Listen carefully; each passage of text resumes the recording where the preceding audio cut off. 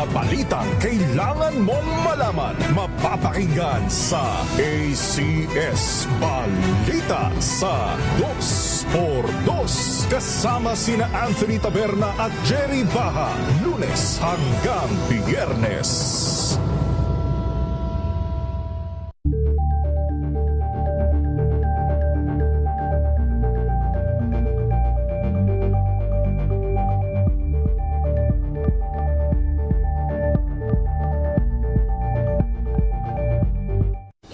Ng naitalang 17 individual na ang kanilang naaresto. Ng Metro Manila Development Authority o MMDA ang No Contact Apprehension Policy o NCAP sa Metro Manila. Sa ang ilang mga dokumento ay peke.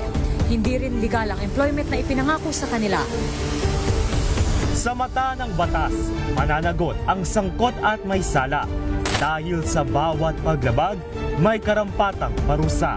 Alamin ang mga pananagutan sa likod ng mga bawal. Dito sa Hoy! Bawal Yan, tuwing Sabado, alas 11:30. Talakay din natin, partner, at maganda naman ang naging pagtanggap ng ating mga kababayan, lalo na dyan sa lalawigan ng Quezon, sapagkat lubusan nilang naintindihan na yung mga lumalabas na negatibong impormasyon sa pamilya ni Governor at of course kay R.D. Ronel at sa kanya pang ibang miyembro ng pamilyang nasa politika, partner, ay mga pawang ituring na natin na ito'y pagkukulay ng marumi sa kanila pong liderato at sa kanila pong pamunuan, bagay na hindi naman pinaniniwalaan na ito ng ating mga kababayan. Pero sinasapulan natin ito sapagkat hindi naman po pwedeng ganoon. Napababayaan lamang sapagkat talaga namang mali nga yung mga kumakalat na impormasyon, lalo na yung kahapong nung isang araw na lumabas na para bang pinalalabas na si Governor ay nagpatayo ng ospital, tapos yung pondo ay napasama doon sa usapin ng ghost. Yan yung Southern Luzon Multi-Specialty Medical Center. Tinawag na Ghost Project daw. So naipaintindi naman natin sa ating mga kababayan at na-correct na rin na ito ho ay si Governor lamang ang may akda ng panukalang batas para magkaroon ng specialty hospital na itatayo sa Tayabas na makikinabang ay taga Bicol, Batangas, Laguna, Marinduque, Romblon at iba pang mga kanugnog na lalawigan. At ba't ang daming umiintriga ngayon kay Gov? Anong meron? Alam mo naman ang bukod bagong taon na. Alam mo naman ang gobernadorang masipag at mabunga bukod sa maganda ay talagang Gobernador! Mana ko kay Gov maganda. Sige na. Gov, magandang hapon Bigyan sa mo na inyo. kami.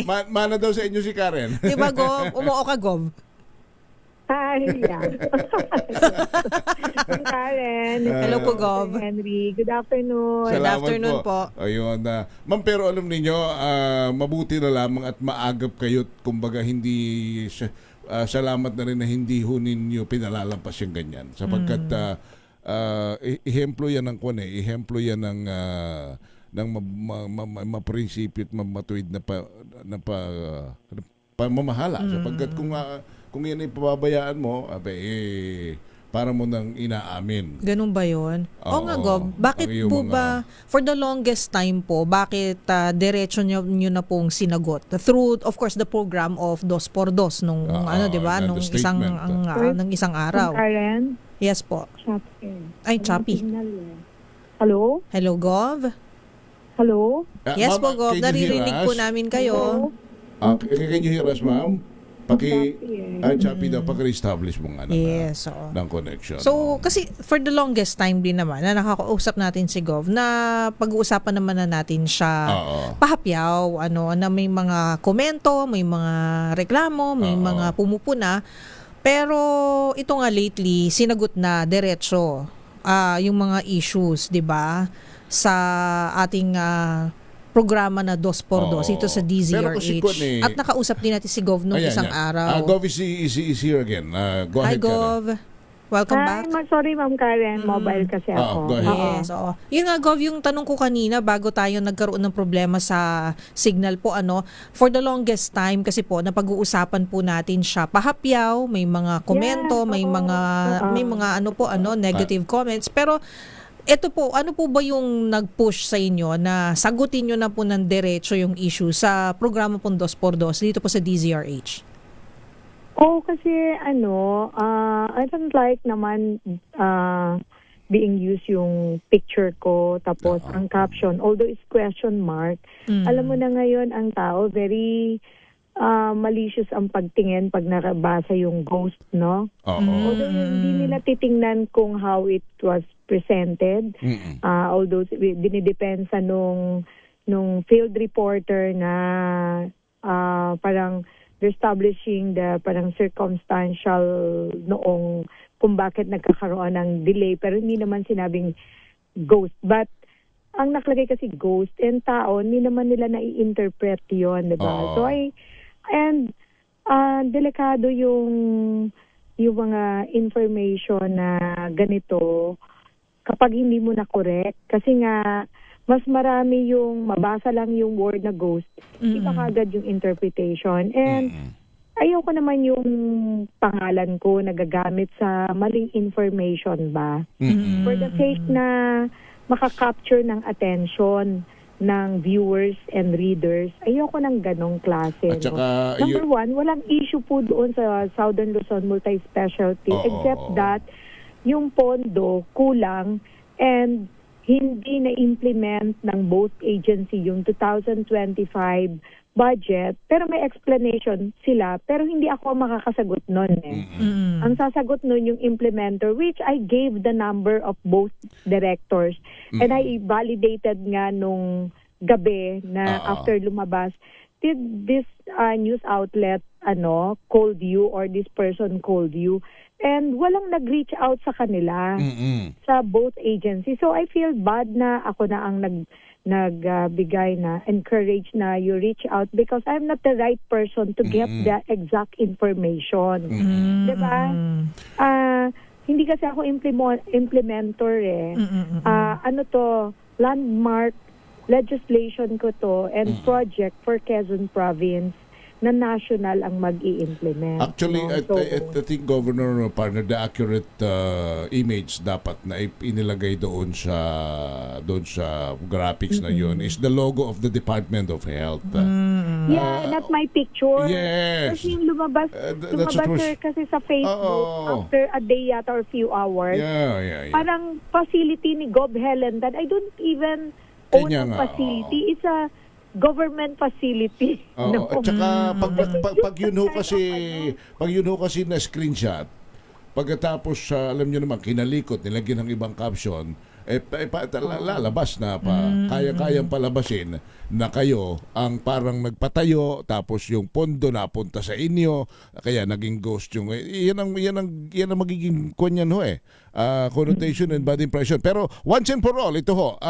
yun na nga po ang sinasabi natin, si Gov lamang ang nagpanukalang batas, tapos nung siya congressman pa, and then April of 2022 ay naaprubahan yung panukalang batas creating a specialty hospital sa Quezon, sa Tayabas.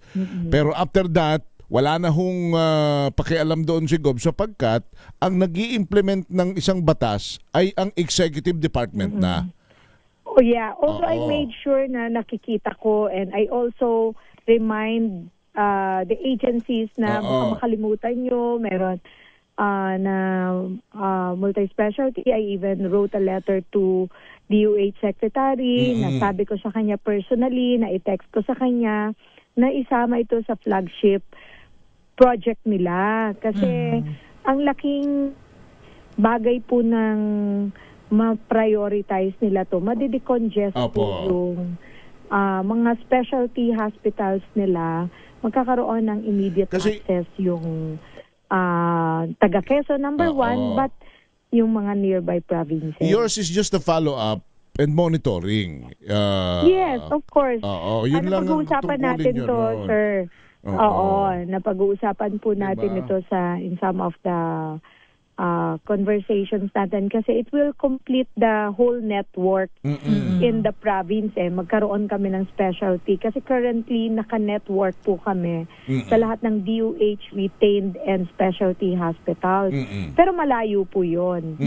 No? So, sa Manila, that's outside Quezon. Now, kung magkaroon po nitong specialty hospital na to, and kasama po yun sa, I think, trust ng administration in several zona, narinig ko yun. So, very timely kasi, na siya enacted na siya May strong basis for them to fund. Nagpopondo nga po sila ng walang legal basis na mga construction. Correct. So why bakit hindi nila ito i-prioritize? Yes. Yun. That's the only issue I think. Yes, and kaya nga po nyo binabantayan na at pinupush din po ito ay sabi nyo nga po, ang makikinabang naman po dyan ay yung mga Quezonians, yung mga kababayan natin na kalapit probinsya po ng Quezon, na hindi na po sila kailangan mamasahe, magalaan po ng matagal na oras sa biyahe para makapunta lang sa mga specialty hospitals sa Metro Manila. Pero Gov, pa-explain din po kasi yung iba hindi rin nila naiintindihan pag sinabing multi-year yung project o multi-specialty to. So ibig sabihin medyo malaking proyekto, medyo matatagalan, ayan. At yung pondo ay medyo may kalakihan din po ang kailangan. Tama po ba, Gov? Malaki po ang kailangan kasi bagong ospital, no? Nung tinanong ko yung DOH, I inquired naman dyan sa DOH, magkano bang kailangan nyo? Sabi nung RD ng DOH, 1.76 billion as per estimate. But that was several years ago, of course, due to inflation, mahal na lahat, no? So, for the 3 buildings, so tinext niya sa akin yun, I think, kung I forwarded that details or information to the field reporter, no? That's why I encourage her to reach out to the RD of DOH. So, malaki yung ma'am. So, multi-year, ibig sabihin, hindi kayang gawin in 1 year. We're expecting the DOH to have at least forecast of how many years kung naibibigay every year yung budget na kailangan. Ibig sabihin, kung halimbawa 100 milyon na ibinigay ngayong year, i-report niya na 100% yung 100 milyon na na-spend na yung the scope of work of the program, they call it scope of work yata sa engineering, na 100 million, nag 100%. Pero kasi yung sinasabi niyang 480 million, malayo pa po yun sa 1.76 billion to have it completed. So, I told her pa nga na, tinanong niya kasi sa akin kung ilang taon. Sabi ko, you know what, you ask DOH kasi sila ang natalagaan na mag-implement nito. So, I don't know, doon sa kanila meron kasi silang tinatawag na Health Development Plan. No? So, yung DOH. So, tanungin niya kung ilan talaga.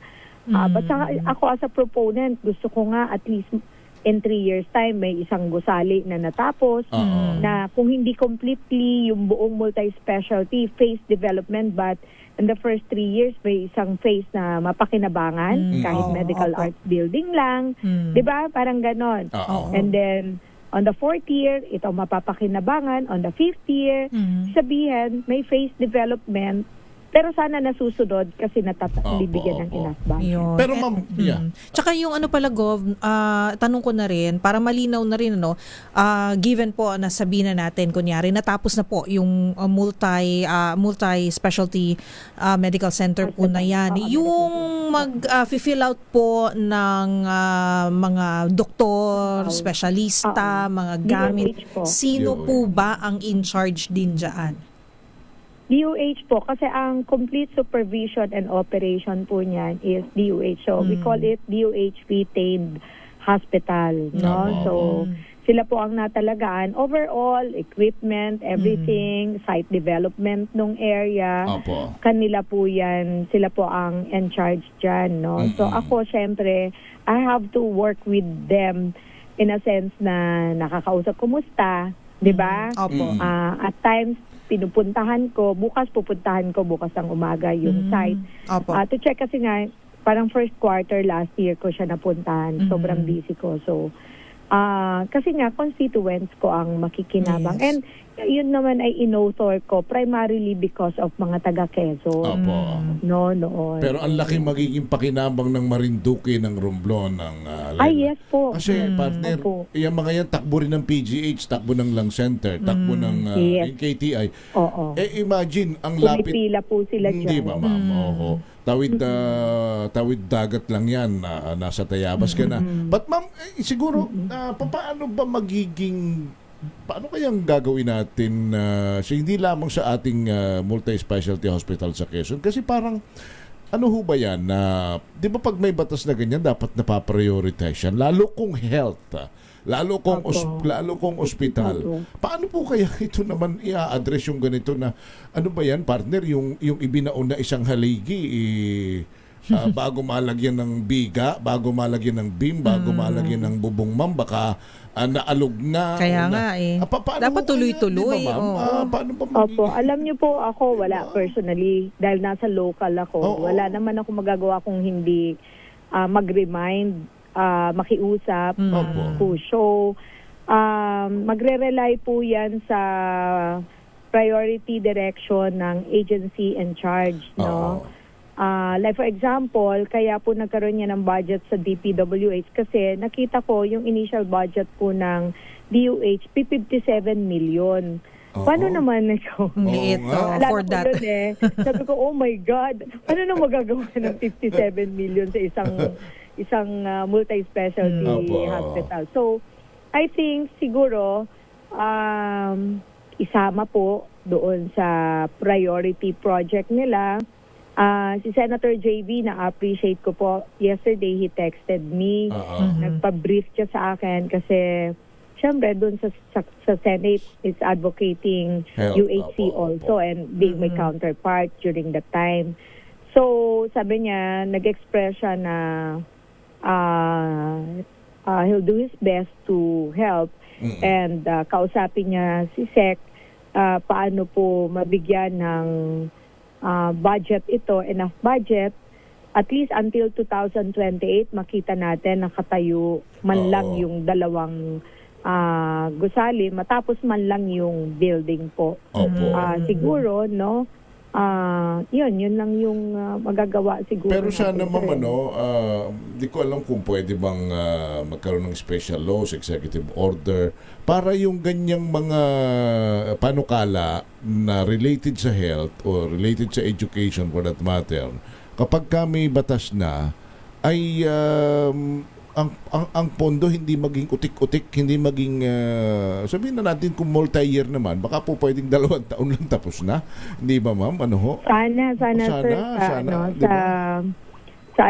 sa mga economic managers po siguro ang makaka-decide yan sa the national level. Paano ang kanilang policy sa mga flagship projects and programs sa hinihimay-himay. Ngayon po kami dito sa Quezon, nagko-consolidate po ako ng mga flagship projects like mga missing links, yung bypasses, bridges.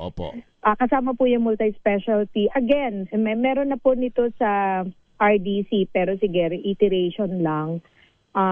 To pass it sa Sangguniang Panlalawigan and forward it to the concerned agencies and RDC. Para lang reiteration again na ito yung mga pending na started. Like sir, yung kung naalala niyo po yung bridge sa Alabat. Yung connecting the island. Yan sir, is an example po yan. Parang 10 taon na po yan. Pero hindi, every time may lalabas sa NEP, pag lumabas po sa GAA, na tatapyasan po yung budget. Ma'am, paparahin ko lang kayo ng konti. Isa pa yan iyan po ay national government again. Para national po yan. Partner yung kasi mahaba yun yung connecting ng Alabat Lopez. That's one point.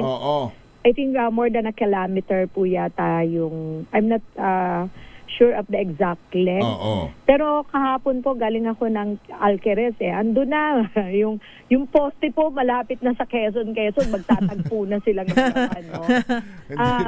after how many years po, Gov? Yes po, magtatampo na po sila doon. Pero Sir, kung yan pinabigyan ng tamang budget, nadadaanan na po yan. Kanya And nga, then, oo.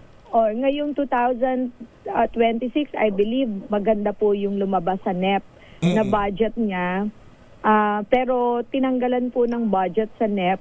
Naalala ko sa GAA, sa GAB yata sa Congress, nakita ko 50 million na lang. So I asked, Opo, mahabagin. magkano ba ang presyo ng isang poste sa dagat? So I don't Di ba? know. So I don't know lang ngayon how much is the budget in the GAA. Pero I remember panahon pa po ni Sec Babe Singson ko yan bit-bit, and may feasibility sila ang DP, and nakiusap ako, and he was nice enough to recognize the economic Importance, opo. benefit Oo. of Quezon, no? Especially the Alabat, the Alqueres, no? As a tourism destination also, and source of agricultural supply. So yun. Para Kailangan sa, pala, Gov, makulit ka rin po, kailangan follow up ka ng makulit follow na up. nga ako, ma'am. Ewan mo ba? Parang sabi ko, I'm sorry. Siguro, hindi ko alam. Pero kasi But pag I bibitaw kayo, baka makalimutan di ba, Gov? Yeah, actually, yung son ko naman, palagi niyang nire-remind every budget season. Eh, nakikita naman, ma'am, lumalabas naman sa NEP Hindi yung proposed ng implementing, I don't know who's implementing, then if it's the district or the region. Nagpo-propose po sila sa central office, no? But hindi po na ibibigay yung, di ba, may year 1, year 2 po sila para ma-achieve nila yung target nila ng matapos. But unfortunately nga, palagi po siyang nababawasan, no?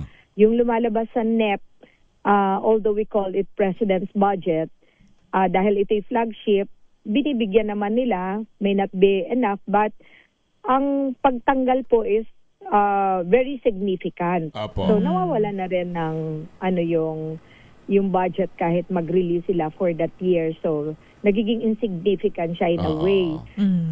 So lalong tumatagal, sir, yung completion ng budget. Sayang nga sir, dapat ito napapakinabangan ng mga kababayan namin. Opo. Kaya kahapon po meron kaming baby doon na disnick siya sa hospital and suspended po ang biyahe. Hihingi pa po sila ng clearance from the PCG, Coast Guard para makabiyahe, and it will take time, di ba? So kung may bridge na, Mabilis anytime na, pwede pong tumakbo, emergency. Yun Oo sana nga po ang magkaroon ng audit ang mga economic managers together with, of course, the DPWH I and think, DOH. yeah. Para, di ba, Ano po yung mga Oo. pending? Na flagship and very important na malapit sa sigmura ng ating mga kababayan, especially hospital, classroom, and bridges. Yung mga, pero dyan ho sa atin sa Quezon, maliwanag lang for the end time, mga kababayan, Gov partner. Pagka po ang proyektong nakikita ninyo ay yung ganyang malalaking ospital, kalsada, maharlika, o kahit yung mga diversion, yung mga interlink na ganyan, yan po yung national government. Baka mamaya ho na naman may magpalabas sa Facebook na pinabayaan ni governor, nawawala ang pera, nawawala ang project. Alayaan mo na Hindi sila. po Oo. hindi po yan sakop ng gobernador. Ang kaya lang gawin ng gobernador diyan ay mangulit at makiusap at malikluhod sa mga agencies para po matapos yan, Opo. Pero yun hong mga, kahit baka isip pati yung mga Quezon Hospital Network natin, may mga, baka meron kayo nakikita rin dyan mga itinatayo sa amin sa San Antonio, partner. Ito, Gov, yung ospital ng San Antonio, galing po yan sa DOH, initiative by the governor and senator. DOH po yun. Pero yung Yes. second floor po, Yan. ano po yun? Oo, sa inyo na yon. ko lang po kasi Oo. hindi po pinondohan. Oo. Simulan sila. Following year, Yeah. po, several years po nilang hindi pinupondohan. Nasisira po yung Kanya nga po. first floor. So, kami, nag-allocate Oo. naman kami para lang Matapos na at mapasundo na yung ginagawa. Oo. Naputol natin si Gov. Gov. Ano mga uli si Gov. Kasi yung hospital namin sa San Antonio partner, for the information, yun ay hiniling din ni Governor, tsaka hiniling natin kay Governor, kay Senator Bongo, at sila ang sila ang nag-initiative noon, silang dalawa ang katuwang natin doon. Pero nung maipatayo yon, nakita ni Gov na yung second hindi magamit ng ayos, kailangan ng second floor, pinondohan ni Governor ng local na. Okay. Oo. Kaya ganyan din yung ibang mga hospital network. Kaya yung second floor, yung ibang mga dagdag. Kumbaga. Pero kung tutuusin, dapat hindi di ba? Alam mo naman yun nga ho sana na itong national government with due respect sana naman pag kami mga ganyan unahin ninyo Kung mga flagship andyan na si Gov, projects. Ma'am, opo. Gov. Sorry po. Opo. Opo. Yeah, ina-explain namin ni Karen na kayo po ang yung ospital natin sa San Antonio, you and Senator Bongo ang sumigasig na magkaroon po noon. Pero dahil nga kulang ang pondo, nakita niyo kailangan second floor. Kayo na hindi po yung magamit ng ayos. gumastos. Kayo na yun, sa local na yun. Local government. Oo. Opo, nag-allocate po ako kasi hindi ko sure kung bibigyan po ng DOH or DPWH. Maganda naman, very efficient din po yung RHU doon. Very proactive ang health programs nila doon sa San Antonio. So maganda din naman na nakakatuwa din naman po tumulong sa mga ganon na maganda po yung kanilang ginagawa for health services. Doon po ako pag nakita ko po na yung LGU ay proactive, ako nagkukusa po ako. Pero pagka yung alam ko mapapabayaan siya, hindi ako magkukusa. Pero ma'am, ang dami nating hospital network. I'm sure hindi lang yung San Antonio ang pinopondohan ninyo, may mga iba pang ongoing po kami sa lahat. Alright. Pero sa ngayon, ilang mga flagship po ang talagang ipinaprioritize ninyo sa ating lalawigan? Ay, yung sa DPW, yung sa DP po. Lahat po, lahat ma'am. Lahat ng mga na talagang... madami po I think we have po mga, like, I remember during the time na in Congress, we started opening roads connecting Tagkawayan to Labo, Camarines Norte. So that's one. We opened na mga roads connecting one municipality to another municipality. Meron po kaming pending na hindi ko po alam kung 20 years na yung connecting Mauban to Tignoan, Real. Maganda po kasi itong road na to kasi di po ba may Infanta Marikina Road. Yes, ma'am. And then meron pong binuksan na general na car to Aurora, Dingalan, Aurora. So and then meron din pong project na Atimonan, Mauban. So pag galing ka po Bicol, hindi ka po dadaan ng Maharlika South, ano ba yan? Yung Quezon to Manila Road, Maharlika Road, no? So pwede kang Atimonan, Mauban, Tignoan, then Infanta Marikina po kayo. And then going north na po yun. Yan, yung mga flagship po natin. Marami po actually na plus the bridge natin. At of course, yung ating provincial hospital naman ay...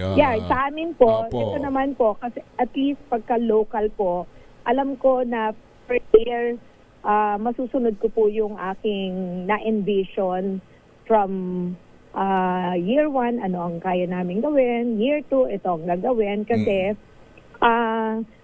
yung budget, sarili po namin, no?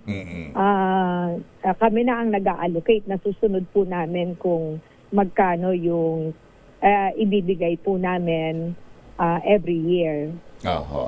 At with that, yung ating mga kababayan, siguro naman kayo na ho makapagsasabi mga kababayan yung difference between then and now, how efficient.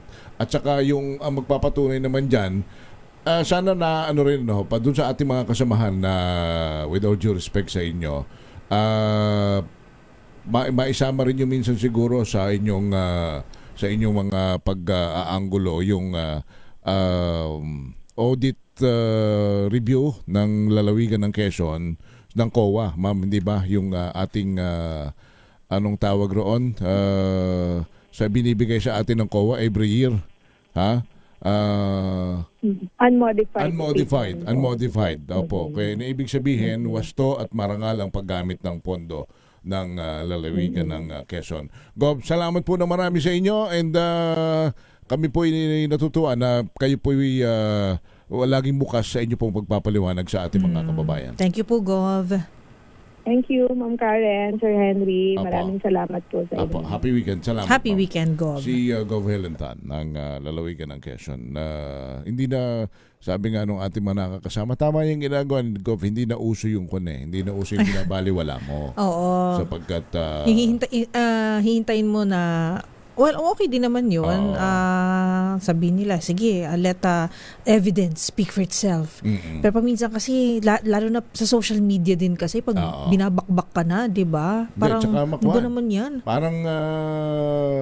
Parang daluyong ng yun parang daluyong ng tsunami yung ganyong kabilis, ganong kabangis. Oo nga. Pag hindi mo kailangan lalamunin ka ng buhay. Kailangan talaga mo yung detalye kasi marami makapagkomento, hindi man lang mag-research, hindi alamin yung mga detalye. Ano ba talaga yung kwento sa likod ng issue, di ba?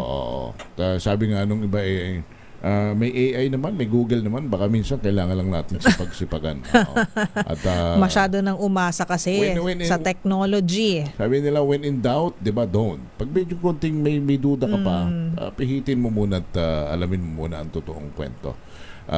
Tsaka, dinayan ako, sinasabi ko naman ito, sapagkat di dahil sa kababayan ko yan si Governor, hindi naman ako basta-basta, hindi ako basta-basta ho kasi nagmamahal ng politikong alam kong namimirwisyo. Kaya pag ako nagmahal ng politiko, tinataya ako, sabi ko sa inyo yung munti kong pangalan. Yung si Governor, kung ano yan, maayos po na tao yan, maayos na pamilya po yan, mga taga Quezon. Sana na huwag natin silang pababayaan. 6:07, sabi rito, sinisiraan yata ng kalaban ako, sinabi nyo pa. Alam nyo na yung mga agang-aga naman nilang mamulitika. Wala naman silang mas dihamak na mas maganda naman ang Quezon ngayon kaysa sa nung panahon itong mga naninirang ito. 6:07 na po ng gabi. Ako si Henry Uri. At ako po si Miss Miss Karen Oyong. Balansyado!